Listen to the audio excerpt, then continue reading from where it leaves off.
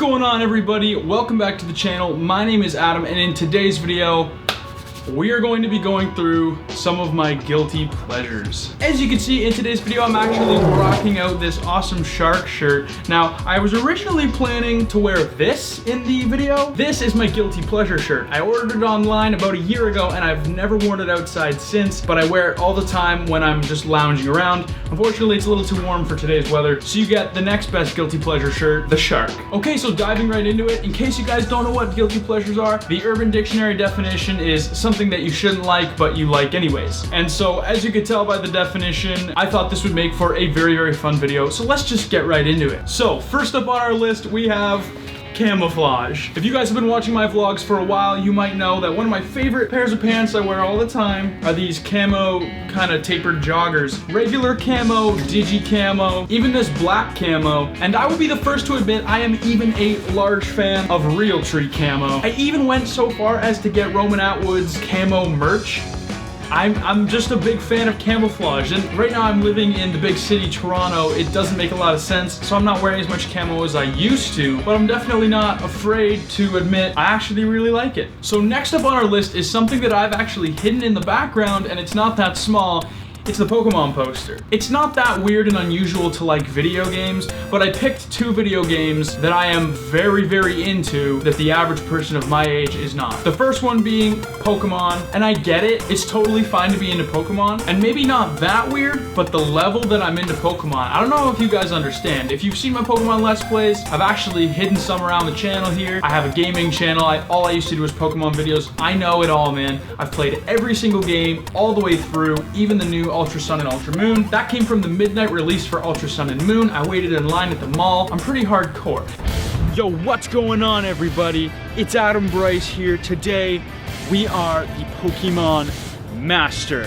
And the other game is Rock Band. Rhythm games seem like they would appeal to me. If you guys know, I'm a guitarist. I play all sorts of instruments and I'm very much into music. It's not that weird that I would be into rhythm games. But again, it's the level that I'm into these games that gets a little crazy.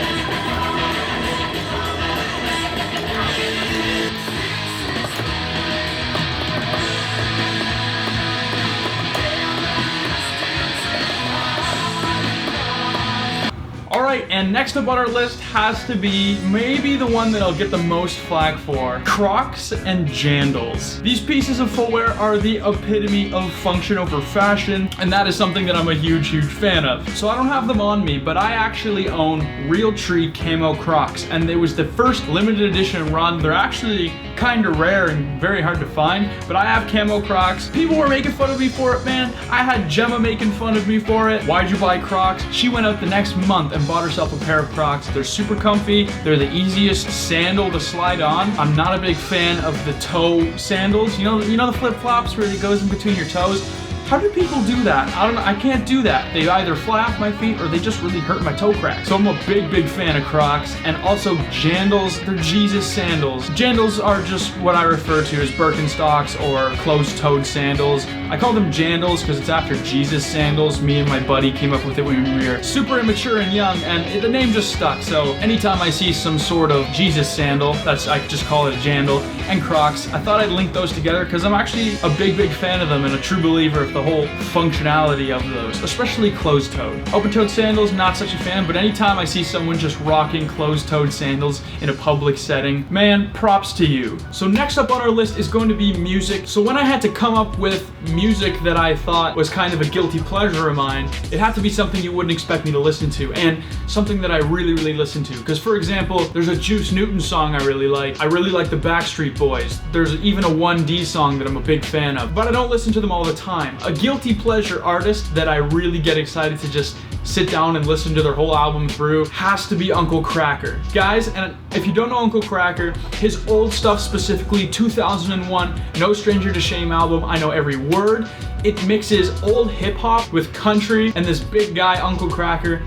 Oh my goodness, I have to give props to my dad because this was a very much younger music influence. So when I was young, that was the CD my dad had in his truck, so it's what we listened to, as well as a couple other things. One of the others being the Oh Brother, Where Art Thou soundtrack, which is a movie starring George Clooney and some other guys, directed by my favorite directors, the Coen brothers, and that's one of my favorite movies of all time. But basically, this Uncle Kracker CD was in my dad's truck along with a few other CDs, and those albums are very much my guilty pleasure. So I have to say the Uncle Kracker No Stranger to Shame album, and then we'll toss in the Oh Brother movie soundtrack. All right guys, now I want to discuss something that might be the strangest. I got this from my mom. Thanks, Mom. I very much enjoy going to the movies by myself. I remember about 3 years ago just having nothing to do and being super bored and no one was available, and I was like, oh, I just want to go do something. I want to see a movie, but I have no one to see it with. My mom's like, why don't you go see it by yourself? First of all, before you ask, I did ask my parents if they wanted to see the movie. They were busy, but I was alone, and she's like, why don't you see the movie yourself? And I thought, you know, taking a second think about it, it's really not that weird. So what did I do? I went, I saw the movie all by myself, and it was actually a phenomenal movie.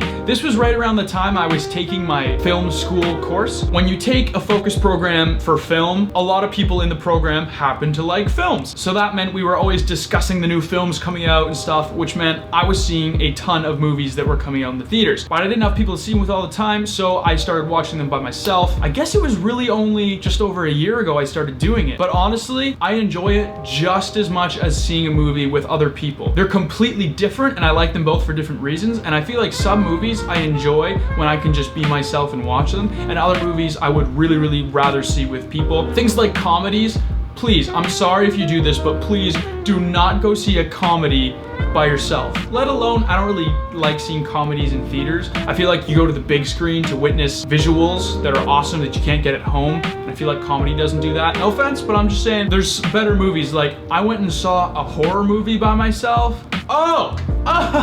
Wow, that's another experience if you haven't done that. And then even drama movies. My favorite movie of 2017 was Get Out. I first saw that by myself, and just some movies when you see them by yourself, you get sucked into the story more because you don't have someone beside you to remind you you're in a theater that you can banter with back and forth. It's just you, and you are with the movie. You have no one else to talk to if you're scared or talk about anything. You're just you in the movie, and I love that. Okay, and while we're on the topic of movies, I gotta give a shout out to a TV show that I binged front to back, no break. You know, I was thinking about movies and shows that are my guilty pleasures, and when I thought about it, there wasn't really that many. TV shows would take up so much time that if I'm gonna watch a show, it's gonna be really good and critically acclaimed. I don't really have the time to experiment with cruddy TV shows, and most of the movies I see aren't that obscure. They're from the theaters, everyone knows about them. But there's one TV show that I binged in a full day. I put it on with Gemma, my girlfriend. I put it on Netflix as a joke, just being like, oh, let's watch this. It's a cooking show, not that weird, but the show is called Deep Fried Masters. I watched it on Netflix, and when you start watching the first couple episodes, you're like, how is this gonna be good? But then you start watching it, and you're like, oh my goodness, there are so many different techniques to getting the perfect deep fry on fair food. So it's like they take these carnies and line them up, and they're the best fryers in their county. And it's like they're competing for the golden corn dog. Actually sounds like it's taken straight out of fiction, but it is a very real show where these southern carnies are competing for the golden corn dog, their best fried food. And I really enjoy it.